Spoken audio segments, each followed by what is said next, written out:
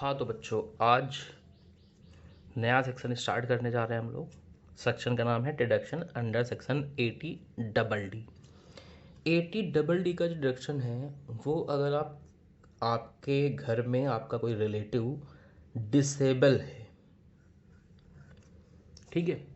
यहाँ लिखा हुआ है रिलेटिव, लेकिन रिलेटिव के अंदर कौन कौन आएगा यहाँ पे लिखा हुआ है आपके spouse, children, parents, brother, sister of individual. आप खुद नहीं हो सकते, ठीक है, क्योंकि डिसेबल पर्सन के लिए डिडक्शन दो हैं, एक 80 का है और एक आगे और मिलेगा 80U का। दोनों में सेम कहानी है, अभी से डिफ्रेंशिएट करते समझते हैं। अगर जो एससी है वो खुद डिसेबल है तो वो अपना डिडक्शन ले पाएगा 80U में, और अगर वो डिसेबल नहीं है उसके फैमिली में, फैमिली का मीनिंग यहाँ लिखा हो, इसके फैमिली में कोई डिसेबल है जिसको वो मेंटेन करता है, ठीक है, तो उसको डिडक्शन देंगे हम लोग 80 में। यानी कुल मिला के कहानी ये है कि मान लो एसएससी है मिस्टर एक्स अगर खुद डिसेबल हैं तो डिडक्शन मिलेगा उनको 80U में। मिस्टर एक्स डिसेबल नहीं है, मिस्टर एक्स की फैमिली में कोई डिसेबल है, ठीक है, मिस्टर एक्स के स्पाउस या उनके बच्चे या उनके पेरेंट्स या ब्रदर सिस्टर में से कोई जो मेनली उनके ऊपर डिपेंडेंट है, डिपेंडेंट भी होना मैंडेटरी है, ठीक है, तो फिर मिस्टर एक्स को डिडक्शन देंगे 80 में। बाकी कहानी पूरे दोनों सेक्शन की सेम है, इसलिए हमने दोनों सेक्शन को कोरिलेट करके पढ़ाना उचित समझा। अब ये डिडक्शन जो है वो सिर्फ और सिर्फ इंडिविजुअल को मिलता है और एचयूएफ का मिलता है, और ये दोनों क्या होने चाहिए, रेजिडेंट। यानी कुल मिला के रेजिडेंट एचयूएफ और रेजिडेंट इंडिविजुअल को ये मिलता है। इंडिविजुअल की फैमिली में कौन कौन आएगा लिखा हुआ है, एचएफ की फैमिली में कोई भी मेंबर हो जो भी एचएफ का मेंबर हो। डिपेंडेंट का मतलब लिखा हुआ है कि होली और मेनली डिपेंडेंट होना चाहिए। डिसेबिलिटी की परिभाषा लिखी हुई है, इसका कोई जानने की जरूरत नहीं, क्योंकि क्वेश्चन में साफ साफ लिखा होता है कि वो डिसेबल पर्सन है। पर्सन विद डिसेबिलिटी को यहाँ बताया गया है कि अगर कोई किसी को 40% या उससे मोर की डिसेबिलिटी होती है तो वो इस सेक्शन का लाभ उठा सकता है, ठीक है। यहाँ थ्योरी के लिए आप समझ सकते हो, यानी प्रैक्टिकल सवालों में इसका कोई उपयोग नहीं। अब डिसेबिलिटी होती है दो टाइप की, जो क्वांटम ऑफ डिडक्शन है हमारे पास यहाँ पे, यहाँ से देख सकते हैं। अगर सेवर डिसेबिलिटी है, सेवर डिसेबिलिटी का मतलब होता है जब डिसेबिलिटी का परसेंटेज 80 या उससे ज़्यादा हो तो उसको बोलते हैं सेवर डिसेबिलिटी। सेवर डिसेबिलिटी में 1,25,000 का डिडक्शन, और अगर सेवर नहीं है, नॉर्मल डिसेबिलिटी है तो 75,000 का। दूसरी खास बात ध्यान देने वाली ये है कि आप डिसेबल पर्सन पे कितना पैसा खर्चा करते हो उस बात से मतलब ही नहीं, ये अमाउंट जो है वो फिक्स्ड है। यानी 80 में या तो डिडक्शन इतना मिलेगा या इतना, कोई तीसरा अमाउंट डिडक्शन का नहीं हो सकता है। एक्चुअल खर्चे इररिलेवेंट होते हैं 80 के लिए भी और 80U के लिए। तो यहाँ ध्यान देने वाली बात क्या है, actual medical expenses are irrelevant. बात समझ रहे हो, यानी एक्चुअली में आप कितना खर्चा करते हो वो रिलेवेंट है ही नहीं।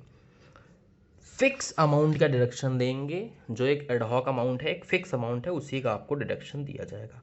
बाकी सारी कहानी लिखी हुई है कि आप दोनों सेक्शन का एक साथ फ़ायदा नहीं उठा सकते, यानी या तो आप 80U में डिडक्शन ले लोगे या तो 80 में। कोई बंदा ऐसा नहीं होगा कि वो दोनों सेक्शन का डिडक्शन ले ले। मतलब अगर मान लो मिस्टर एक्स भी डिसेबल है और उनके फैमिली में भी कोई डिसेबल है तो मिस्टर एक्स एक ही सेक्शन का बेनिफिट उठा पाएंगे। बात समझ में आ रही है।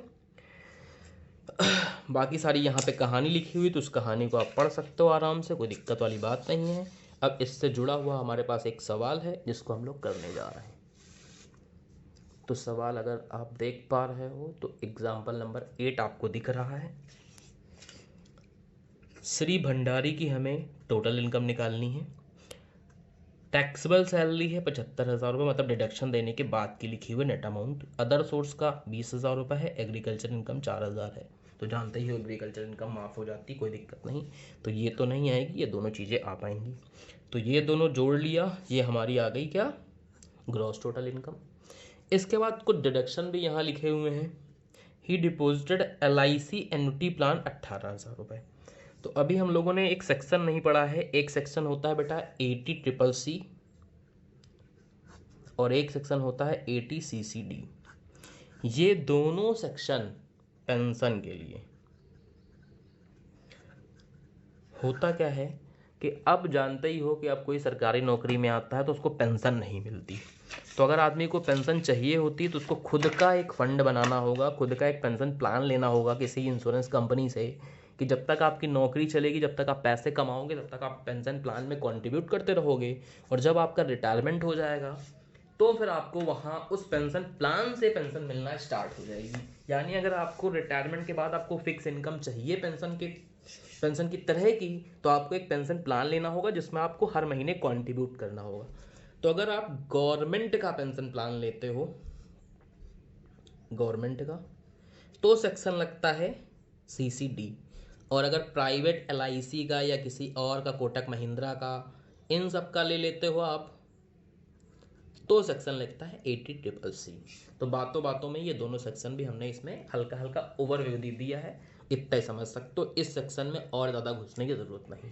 यानी अगर कोई पेंशन प्लान में कंट्रीब्यूट करता है, प्राइवेट कंपनी का है, तो ATCCC लगेगा, और गवर्नमेंट का पेंशन प्लान लेता है तो फिर ATCCD लगेगा। तो वही सेक्शन यहाँ पे यूजफुल में आने वाला है।